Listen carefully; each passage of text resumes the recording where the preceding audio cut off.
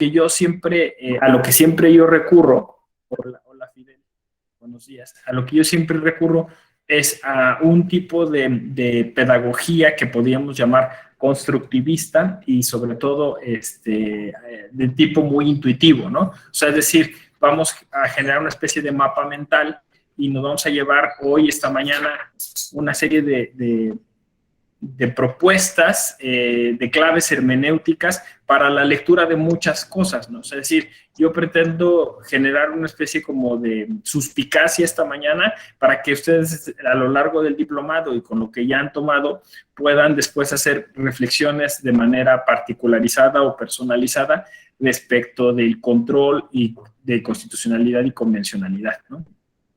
Y trataré de relacionarlo, obviamente, con estos dos temas que tienen que ver con la interculturalidad y la libertad de expresión, ¿no? Bueno, primero, porque me parece que además se trata de un grupo diferente, o sea, nuevo, en el que creo no nos hemos encontrado en algún otro espacio, y entonces vale la pena un poco como generar esta aproximación, este approach entre pues un poco mi investigación, lo que he pensado en torno a esto del control convencional y constitucional. Y claro, reiterarles también que están abiertos los micrófonos para cuando ustedes quieran participar, ya sea alzando la mano, incluso abriendo el micrófono o a través del chat, ¿no? Entonces empiezo con esta suspicacia que siempre marco, que siempre hago evidente, y es la cuestión de que me parece contraintuitivo utilizar la palabra control, ¿no? O sea, creo que yo ya lo he sugerido en muchos otros espacios, me parece que es un concepto, una palabra que resulta poco ciudadana, poco democrática y que no tiene de alguna forma pues una razón realmente de fondo para seguirla utilizando. Yo entiendo que en torno a la idea de control dentro de la interpretación constitucional, es complicado plantear un desarraigo o un distanciamiento, pero pues lo hago porque, primero, pues porque estoy convencido de que quizá el resultado sería sumamente benéfico. Entiendo por qué se utiliza control, como lo dicen los constitucionólogos, estábamos ayer discutiendo ese término, no los constitucionalistas, sino los constitucionólogos, los que hacen mucha opinión a propósito de lo constitucional, de manera muy formalista. Entiendo que lo utilizan en esta idea de los contrapesos, ¿no? Como dicen, o sea, entender a la Constitución como una especie de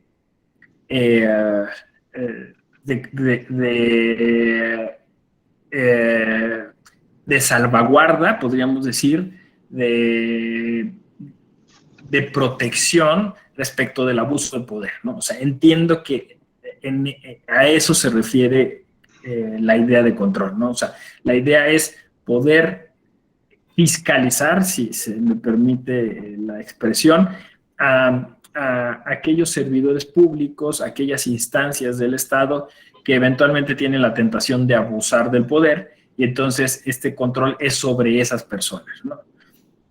Pero lo malo del Estado moderno, es que luego las cosas que tendrían que servir para justamente mantener ese orden se trastocan, ¿no? Y entonces los controles terminan no imponiéndose a quien se debe, sino justamente a quien termina siendo como una especie pues, de enemigo del Estado o de opositor del Estado, ¿no? O en general, ¿no? Quien resulta, como dice Giorgio Agamben, homo sacer, ¿no? O sea, alguien que resultaría prescindible. Entonces, esa es mi preocupación, ¿no? Que al final de cuentas, control termina siendo un pretexto para abusar del poder, curiosamente o paradójicamente contrario a lo que, a lo que debiera de ser, ¿no?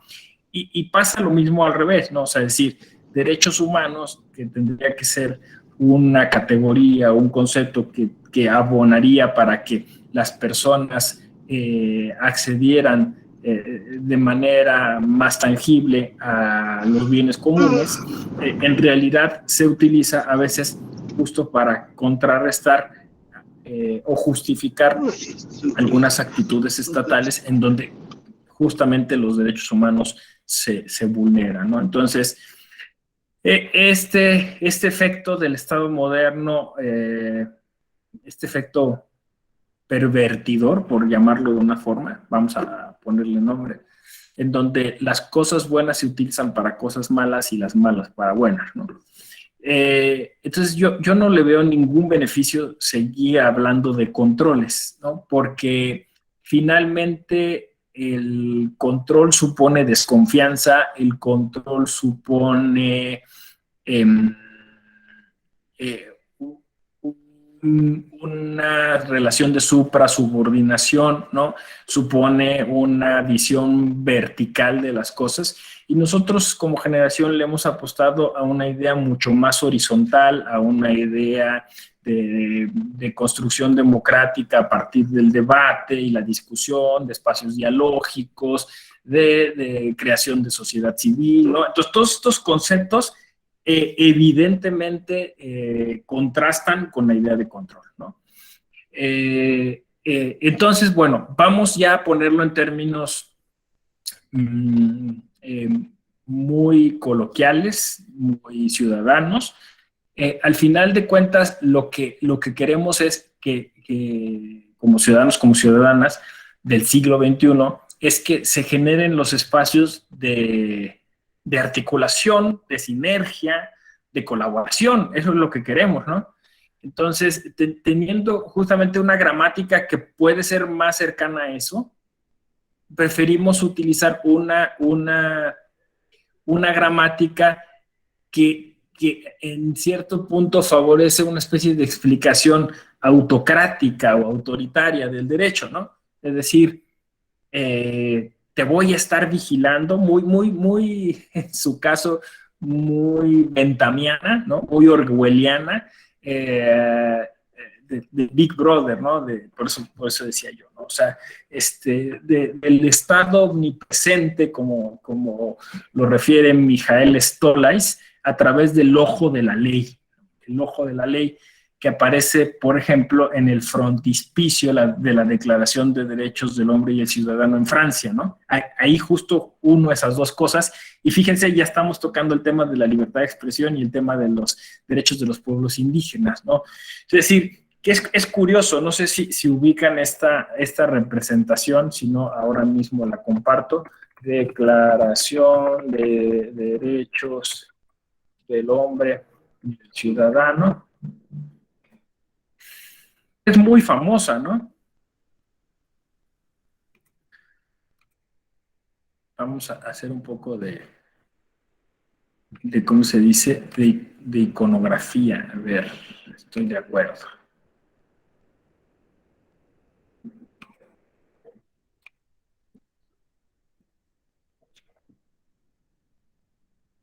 Aquí. ¿Me dicen si se ve? ¿Sí se ve? Sí, sí se ve. Alguien que me ayude con...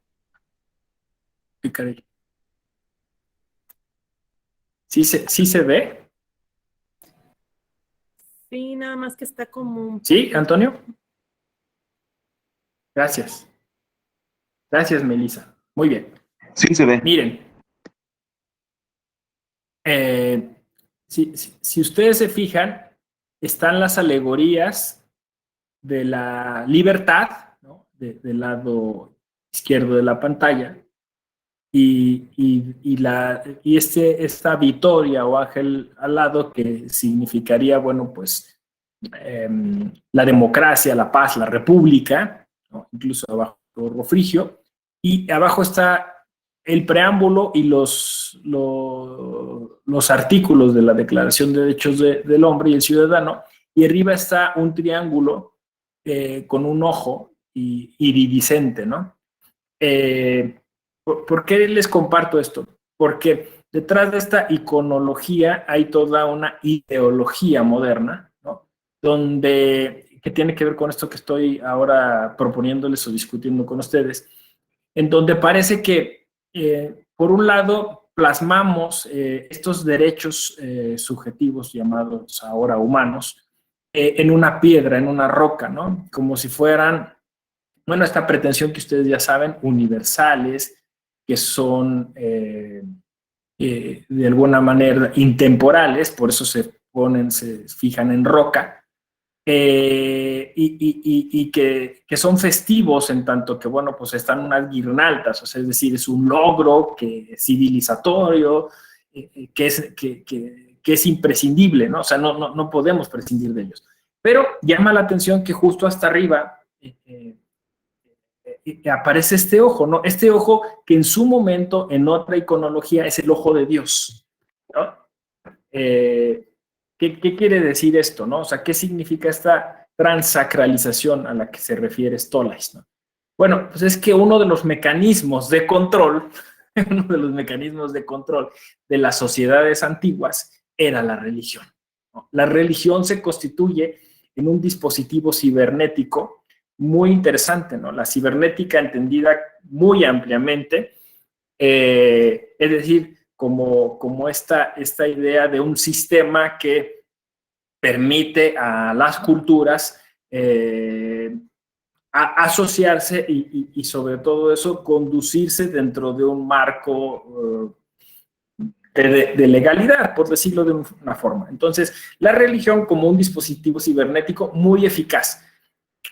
Si Dios te mira, tú te portas bien, ¿no? ¿Se acuerdan? O sea, se acordarán obviamente pues de esta expresión, ¿no? O sea, Dios lo ve todo, ¿no? Entonces, si Dios lo ve todo, ese es el mayor control moral posible, ¿no? No hay donde te escondas, tú te tienes que portar bien, porque si no, de alguna manera recibirías las penas del infierno, o en su caso, si lo ves de manera positiva, recibirías el cielo como premio, ¿no? Entonces, el derecho, de alguna manera, en esta idea clásica, simplemente representaría esa ley natural, esa ley divina, y trataría de acompañar o arropar pues toda esta cuestión, porque el control está puesto en la religión, ¿no?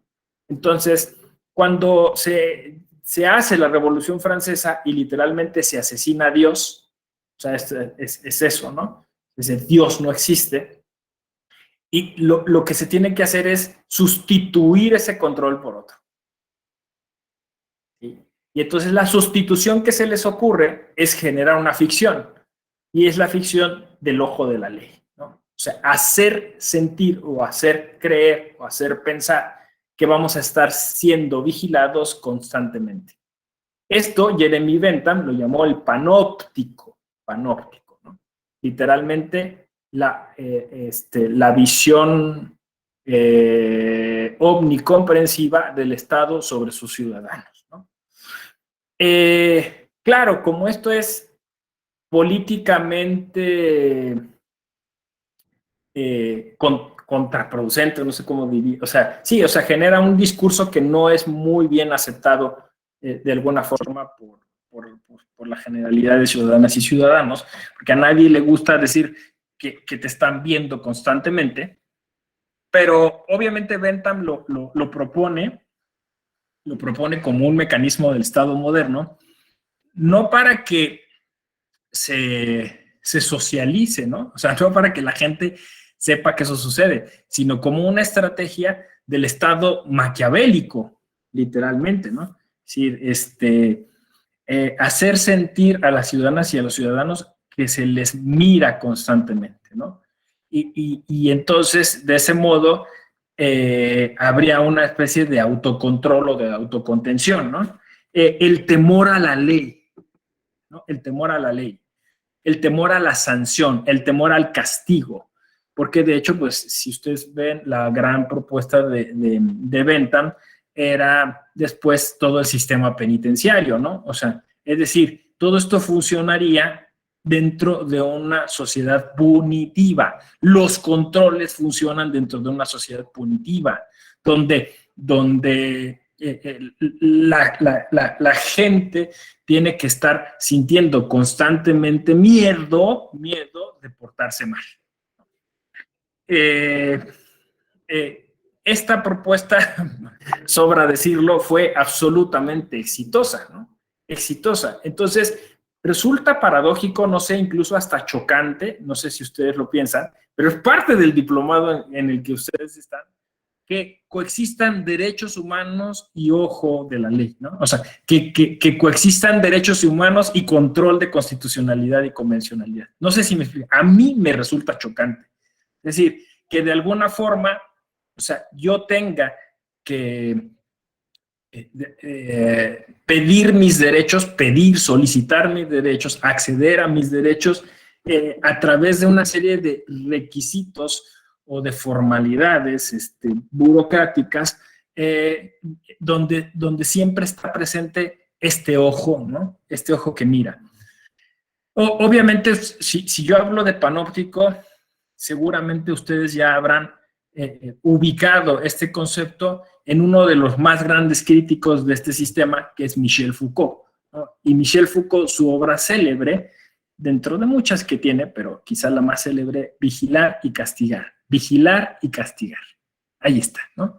Entonces, la cultura del control constitucional y del control de convencionalidad entra dentro de una amplia lectura del derecho o del Estado punitivista, del Estado que vigila y castiga. Que vigila y castiga, ¿no? Y que tiene sobre nuestros cuellos siempre una guillotina. Entonces, la idea, digamos, de generar esta especie de necesidad y de verticalidad se hace presente constantemente. Me voy a explicar, ¿no? O sea, ustedes se acordarán de esa discusión, a mi parecer, escolástica e insulsa, de si la Constitución debía decir si los derechos se otorgan o se reconocen, ¿no? Y la gente literalmente se peleaba, se decía de cosas porque había que discutir sobre este verbo particular, ¿no? La verdad es que da lo mismo, o sea, por eso se insulsa la discusión, ¿no? Porque al final de cuentas es un eufemismo. Tú puedes decir en el texto constitucional que la Constitución reconoce o otorga o lo que tú quieras y mandes, pero al final de cuentas lo cierto es que derechos no tenemos.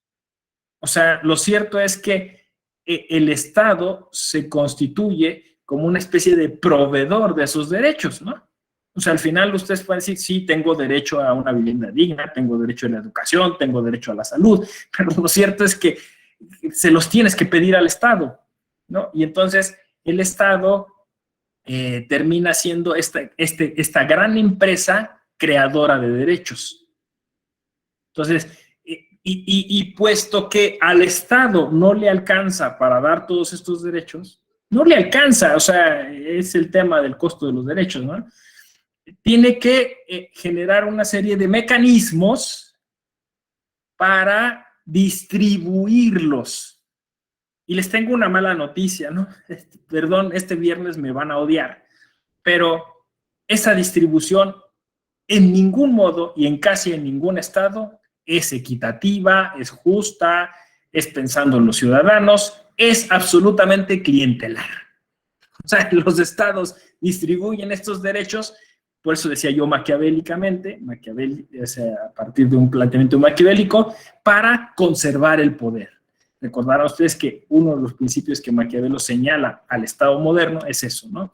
El primer principio del poder es la conservación del poder, ¿no? Y si tú tienes una moneda de cambio que se llama derechos, pues la tienes que usar para eso, ¿no? Entonces, vas a distribuir estos derechos en la medida que te permita conservar el poder. ¿Y qué vas a usar para ello? Los controles de constitucionalidad y convencionalidad, ¿no? O sea, ¿qué mejor instrumento para lavar derechos? Lavar derechos, ¿no? Sí, al final de cuentas, lo que vas a hacer es eso, o sea, un mercadeo, ¿no? O sea, vas a hacer un tráfico de derechos y para lavarlos, para que se justifique, para que se legitime, pues lo que vas a decir es, hice un ejercicio de ponderación, hice un test de proporcionalidad, apliqué el control de constitucionalidad y convencionalidad y resulta que no tienes esos derechos. Discúlpame, no nos alcanzó. Se lo vamos a dar al de al lado, porque el de al lado posiblemente sí vote por nosotros o porque posiblemente nos va a traer un contrato para una obra pública muy importante. Entonces, pues lo sentimos. Ahora, por control de constitucionalidad, por control de convencionalidad, hoy no te tocó, ¿no? Entonces resulta que en ese contexto, claro, tiene ya sentido la imagen que les compartí, ¿no? Sobre este ojo de la ley generando un control ilusorio en donde supuestamente cada ciudadano, cada ciudadana se autocontrola esperando no ser víctima del sistema, ¿no? Y entonces el Estado tiene carta libre para distribuir los derechos como mejor le convenga, ¿no? Entiendo que esta postura crítica nos coloca de alguna forma en un escenario absolutamente pesimista, ¿no? Pero me parece que en este viernes, en este diplomado, pudiera ser esta postura realista una forma de replantear las cosas, ¿no? O sea, de replantearlas incluso comenzando, como decía yo, por el nombre. Porque en lugar de hablar de controles, perfectamente podríamos hablar de articulaciones, podríamos hablar de sinergias, podríamos hablar de simbiosis, podríamos usar muchos otros conceptos que básicamente pues sugerirían que la sociedad civil podría administrar sus derechos, ¿no? O sea, sus derechos, ¿no? Y entonces ahí sí cobraría sensatez y sentido la idea de esta Constitución reconoce, ¿no? Porque esto que llaman horizontalidad de los derechos, pues supone que entonces nosotros nos organizaríamos para poder distribuir los bienes comunes a disposición para generar esta especie de reciprocidad. Y no necesitaríamos entonces un ojo de la ley que nos estuviera vigilando. O sea, esta tan anhelada emancipación social, ¿no? Este concepto realmente revolucionario, porque al parecer entonces las revoluciones modernas no eran tan así, ¿no? Realmente tendría, como decía yo, más sentido, ¿no? Me explico, ¿no? O sea, si al final somos realistas respecto de... Por eso ahora los italianos, estaba yo platicando con la doctora Tecla Mazzarese, están dejando de hablar ya de derechos humanos, porque se convirtieron en un discurso y es un discurso que le acomoda muy bien al Estado, porque, insisto, o sea, sí, venme a pedir los derechos que quieras, ¿no? Yo me constituyo en eso, como un proveedor de derechos, decía, ¿no? ¿No le sonaba raro en su momento que se hablara de generaciones de derechos, primera, segunda, tercera, cuarta generación? O sea, como si el Estado fuera una fábrica que los está produciendo, como si fuera iPhones, ¿no? Ay, el iPhone 7, el iPhone 8, el iPhone 10, ¿no? Ya tienes los derechos de cuarta generación, derechos a medio ambiente sano para tus hijos, ¿no? ¿Ves? Me necesitas. Entonces, pues tú cede esos derechos para que yo los pueda, o sea, cede esos insumos para que yo los maquile y te los devuelva y te los cobre carísimos, ¿no? Porque además es eso, ¿no? Es un contrato absolutamente leonino, el contrato social es un contrato absolutamente leonino, porque una de las partes es absolutamente impune, ¿no? Y no hay forma de exigirle nada. O sea, el Estado puede hacer lo que le dé la gana, pasar por encima de nosotros, lacerar nuestra sociedad. Y quizá hoy estoy especialmente sensible por el caso de Bani, que es tremendamente terrorífico, ¿no? O sea, se desaparece una chica, la empiezan a buscar y resulta que encuentran 6 mujeres más muertas que no hubieran encontrado de otro modo si no hubiera habido esa presión social para encontrar a Devani, y seguimos así sin saber sobre Devani, ¿no?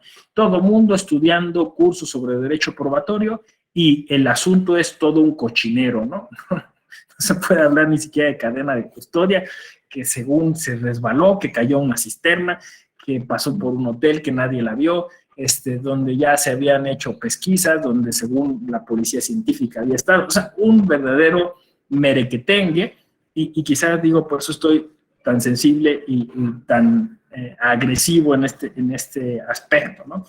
Porque me parece que se ha convertido todo esto en una burla, ¿no?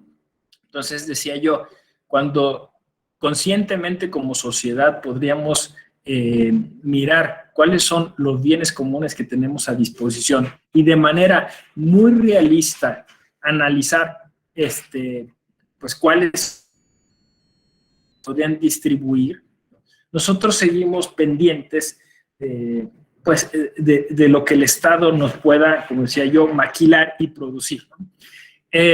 Además, eso produce una cultura sumamente egoísta, ¿no? O sea, yo exijo derechos aun si no los necesito. Y entonces de manera muy individualista, de manera, pues eso, muy egoísta, uno piensa en estar generando estos controles de constitucionalidad y convencionalidad para acceder a esos derechos sin pensar en los demás, ¿no? O sea, no asumimos nuestros privilegios y entonces el Estado, insisto, se encuentra en la posición o en la postura más cómoda porque pues los va repartiendo como le va favoreciendo y entonces nosotros estamos simplemente así levantando la mano, ¿no? Pidiendo que nos lo dé, y esa es la posición más cómoda. Insisto, es leonino además ese contrato porque no sabemos cuántas cosas más nos quita como sociedad en general, puesto que no estamos unidos, para, según esto, darnos esos derechos, ¿no? Y vamos a ver que la contraprestación es tremendamente, ¿cómo puedo decir yo? Desventajosa, ¿no? O sea, es decir, hay una película que les recomiendo que es de HBO Home, que se llama Strip Search, y les cuento brevemente de qué trata. Tiene que ver con todo este asunto. La película comienza con un profesor universitario, me parece, sí, que está diciéndole a sus estudiantes, les está haciendo la siguiente pregunta. Dice, a ver, compañeras, compañeros, ustedes, si yo les prometiera que voy a terminar con todo el problema de inseguridad pública en este país, yo se los prometiera ahora, ¿estarían ustedes dispuestas a renunciar por 1 hora a sus derechos? A ver, se los planteo, ¿no? Ustedes, si yo les prometiera terminar con toda la inseguridad pública que existe, ¿estarían dispuestos a renunciar a sus derechos por 1 hora? Y entonces, pues algunos tímidamente alzan la mano, ¿no? No sé, puede ser la mitad o un poco más de la mitad del grupo terminan por alzar la mano, porque la propuesta no parece del todo descabellada, ¿no? 1 hora. Bueno, Y el profesor continúa, dice, y si yo les pidiera que fueran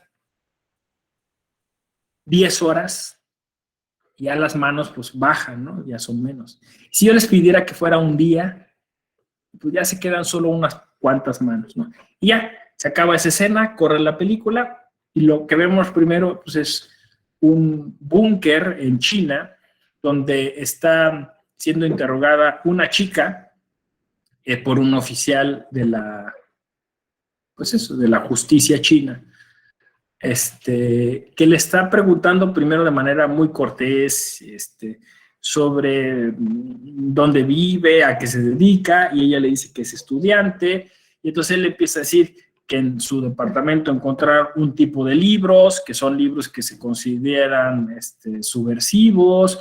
Él empieza a hacer conexiones con una serie de compañeros que tienen en la universidad, que pertenecen a grupos de tal o cual índole, ¿no? Y entonces va insistiendo, este oficial chino, y en algún momento la conversación llega a la peor situación posible, ¿no? O sea, la chica de rodillas, la chica desnuda,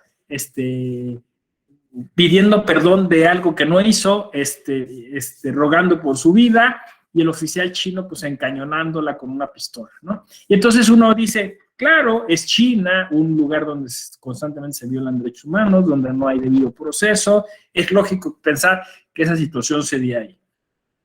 Como dicen, acto 1, ¿no? Acto 2, ¿no?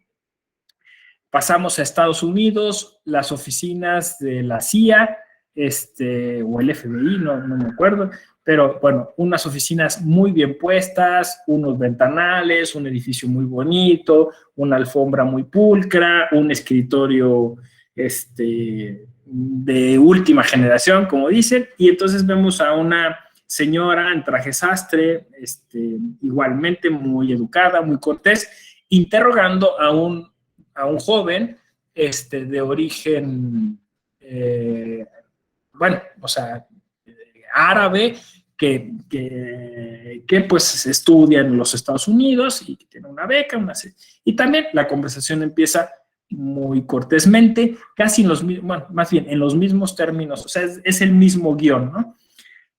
Y pasa exactamente lo mismo, el joven desnudo, rogando por su vida, hincado, encañonado y acusado de terrorismo, ¿no? Acto seguido, la toma vuelve al profesor de la universidad que está dando su clase sobre derechos humanos, y el espectador tiene una respuesta inmediata, ¿no? El espectador tiene una respuesta inmediata. Yo a estos hijos de la chingada ni un minuto les daría mis derechos. No sé si me explico. O sea, ni un minuto. O sea, ese es el tema. O sea, el tema es que el control de constitucionalidad y convencionalidad se ha convertido en un lavado de derechos, en un instrumento para justificar un ejercicio absurdo y abusivo de poder. Y para curarnos en salud y decirnos, repartimos según una serie de cálculos y fórmulas de manera justa los derechos que teníamos a disposición, ¿no? Ya Franz Kafka en su cuento Ante la Ley nos había anticipado de esta situación, ¿no? En 3 paginitas Kafka se despacha todo este asunto, ¿no? Un campesino llega ante la puerta de la ley, donde hay un guardia.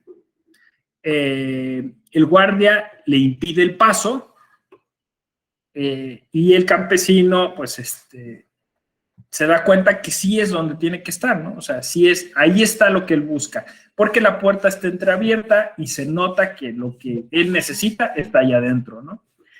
Entonces el campesino lo que hace o decide es esperar. El guardia le dice, sí, no hay problema, puedes esperar, ¿no? Aquí está lo que quieres, yo no te puedo dejar entrar, esas son mis instrucciones, puedes esperar. El campesino decide esperar. A mí siempre me ha llamado la atención por qué se decide Kafka por un campesino. Claro que la respuesta es casi obvia, porque pues el campesino se trata de un de la representación de una persona que está alejada, que está marginada, ¿no? Que le ha costado trabajo llegar hasta ahí, ¿no? La persona más inverosímil que vendría a pedir derechos, ¿no? Y ya con esto me sumo quizá incluso al tema intercultural, ¿no? O sea,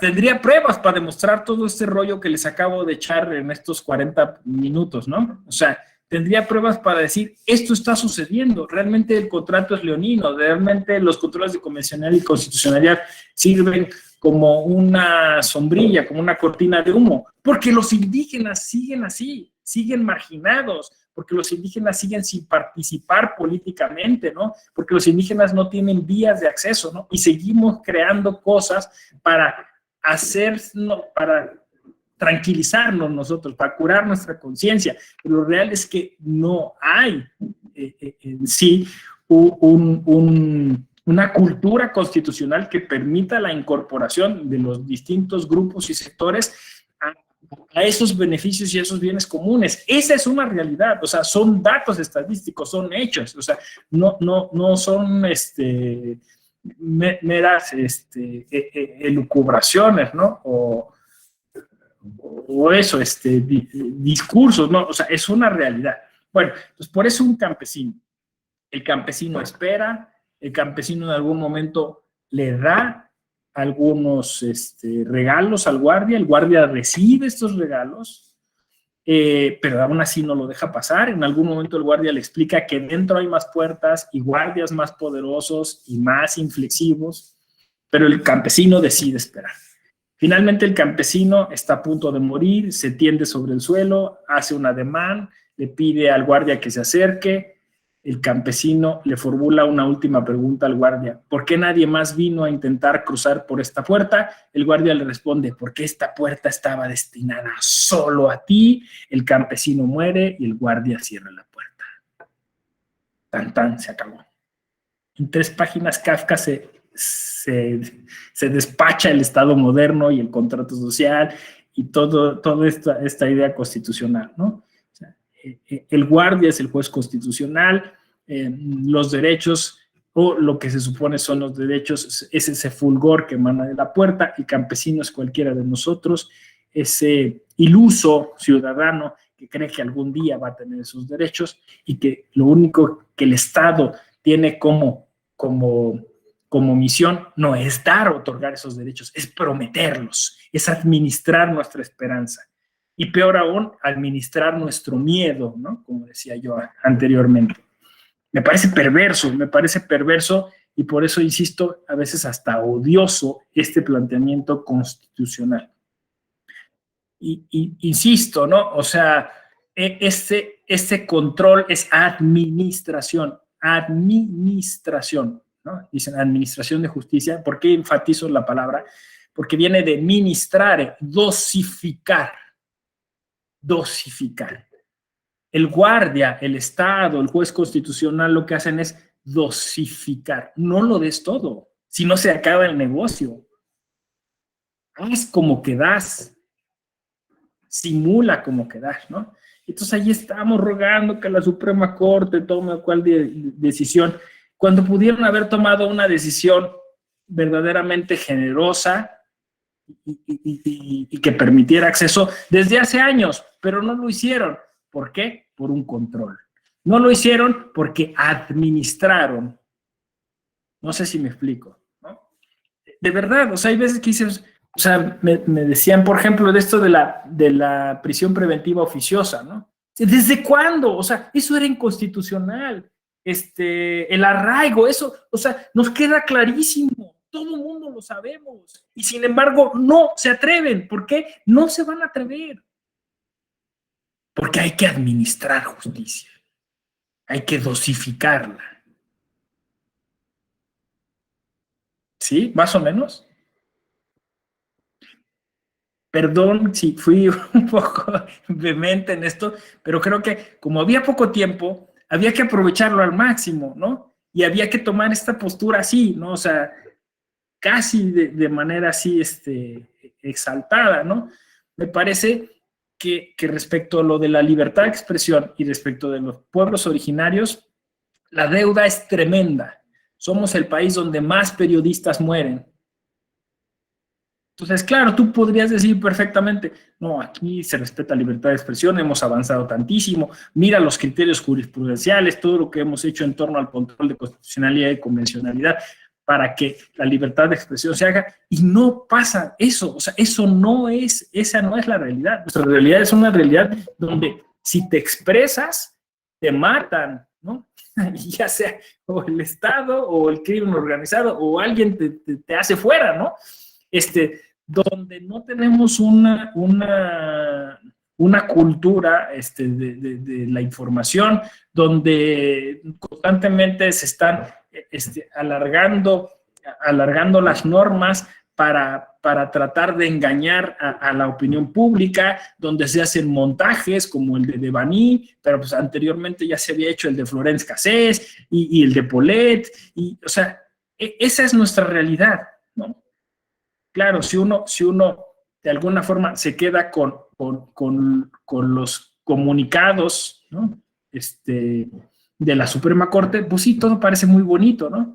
Pero insisto, o sea, este contraste, este regaderazo de agua fría con la realidad, pues nos hace ver que quizá hemos equivocado el camino,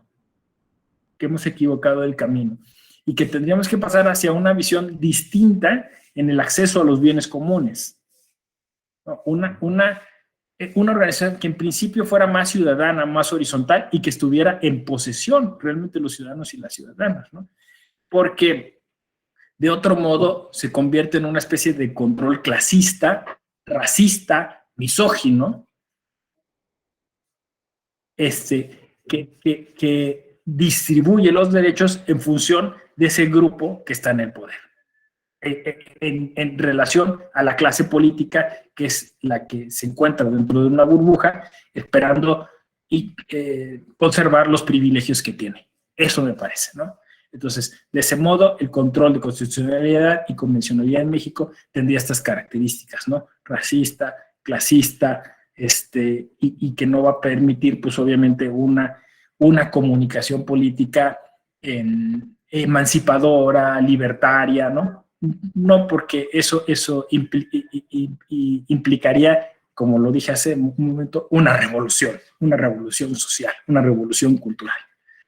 Bueno, me detengo aquí para escucharlos.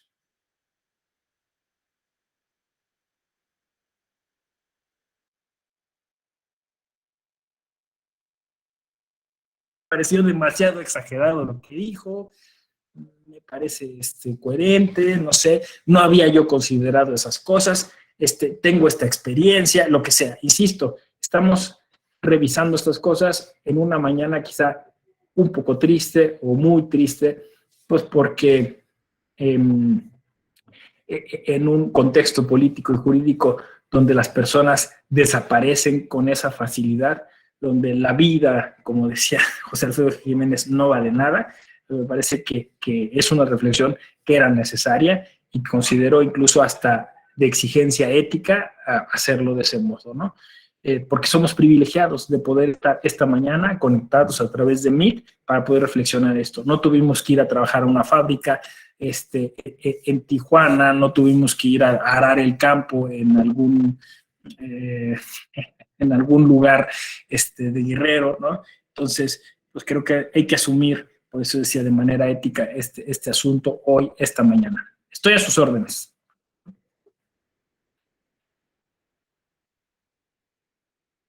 Adelante, Jorge Antonio.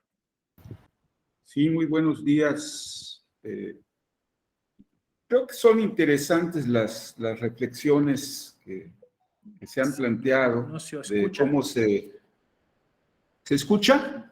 No lo escuchamos, Jorge Antonio. A ver. Bueno, al menos yo, no sé si... A ver. Perdón, creo que ya se me escucha más. más. Una cosa del sí se escucha. Sí. Yo sí lo escucho. Sí parece abierto el micro, pero... Sí. A ver. Sí está. Yo sí lo escucho, creo que No sé, sigue sin escuchar. Catalina igual. A ver, nuevamente. Si quiere, ¿por qué no prueba a salir e ingresar de nuevo? Y si no, como segunda opción, plan B, lo puede poner en el chat, Pero ¿no? Y yo lo leo. me dicen que sí me Cualquiera de las escucho, dos maestro. opciones. Sí, porque no escuchamos. ¿Se escucha? Ok, bueno, entro y vuelvo a salir. Ah, ¿usted sí lo escucha a José Antonio? ¿Sí? Entonces soy yo. Déjenme ver. Permítanme. Será. Entonces yo soy el que tiene que salir y entrar. Espérenme. Es que luego Ya pasa volví a eso entrar, conmigo. no sé Entonces si salgo y entro. Ok.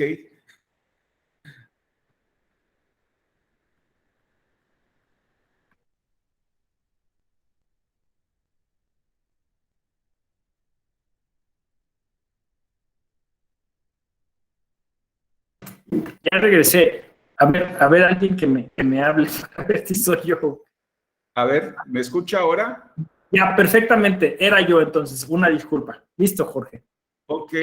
Decía yo que es muy interesante las reflexiones que plantea, sí llaman la atención porque es una visión, digamos, eh, llamativa, de cómo entender estos sistemas de control orientados a la tutela efectiva de derechos humanos, de derechos políticos en este caso.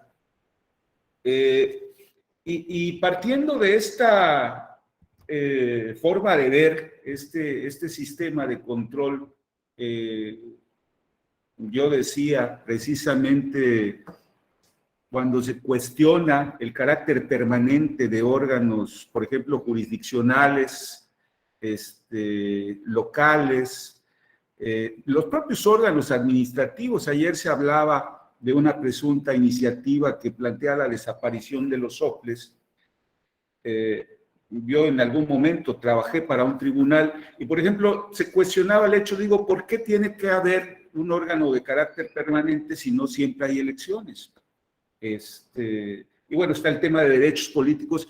Y yo planteaba a manera de símil que pues estos son como los seguros de vida.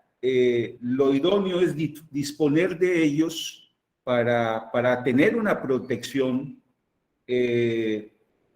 Los seguros contra accidentes, los seguros de gastos médicos, y lo deseable es nunca utilizarlos.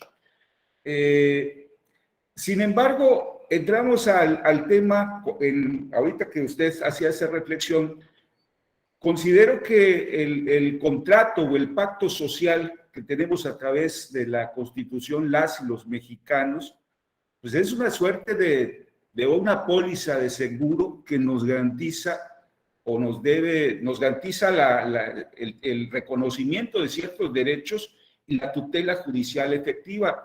Pero hay algo que plantea, yo creo que es muy cierto, en cuanto a grupos que todavía siguen marginados, vulnerados y que de manera cotidiana siguen siendo vulnerados en sus derechos. Y aquí es lo diría de manera hipotética, bueno, grupos que no saben que hay una póliza que como mexicanos y mexicanas nos debe de garantizar, todavía están en la marginación de ese conocimiento. Usted lo decía hace un momento, tan solo nosotros que estamos conectados en este diplomado, pues tenemos una condición privilegiada que desgraciadamente la mayoría de las mexicanas y mexicanos no tiene.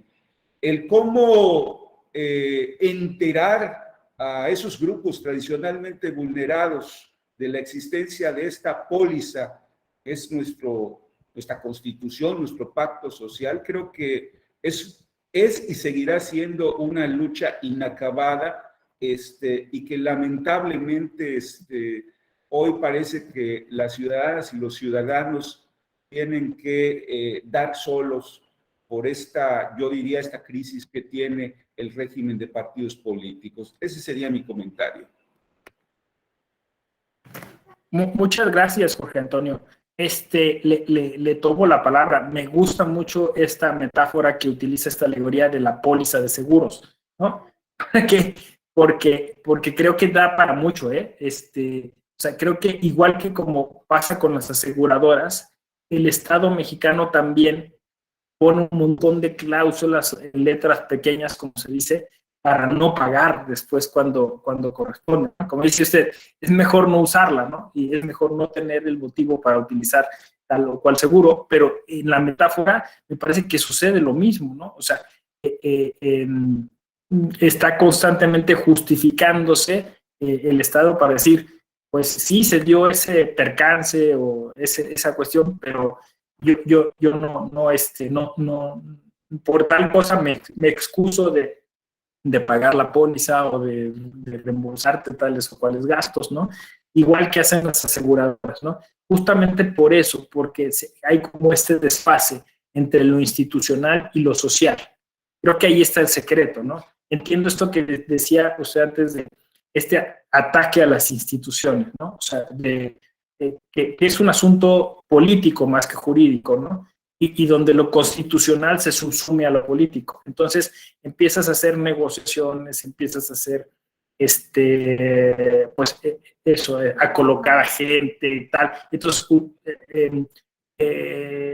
utilizas a las instituciones justo con fines políticos, ¿no? Y dice uno, eso no debía hacer, y justamente entonces ahí entraría lo del control constitucional, porque entonces eso impediría que se abusara de esas instituciones y se permitiera su uso, y ahí empieza como todo el debate, ¿no?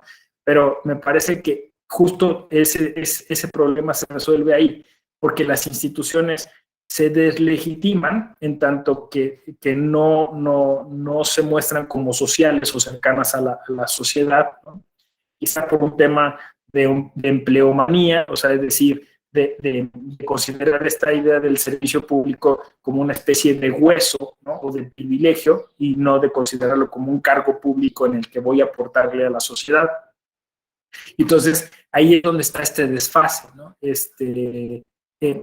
Y me parece que entonces la pregunta es cómo hacemos para democratizar y socializar esas instituciones, para hacerlas incluyentes, para que esté ahí gente de todos los grupos desaventajados, que estén ahí los indígenas para que puedan participar y que no estén en manos solo de una clase política que ve de manera clientelar estas instituciones, ¿no? Entonces es reformular, me parece, toda el trabajo del Estado, los objetivos y fines del Estado, ¿no? Reinventar el Estado moderno.